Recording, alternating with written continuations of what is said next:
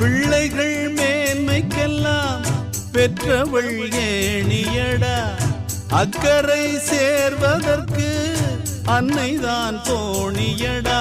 காலம் எல்லாம் காவலுக்கு தாயிருக்க கவலைகள் ஏது.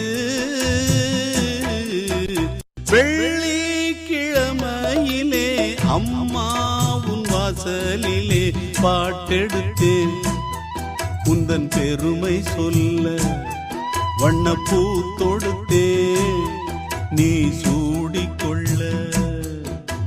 வாடியம்மா வாத்திடத்தானே,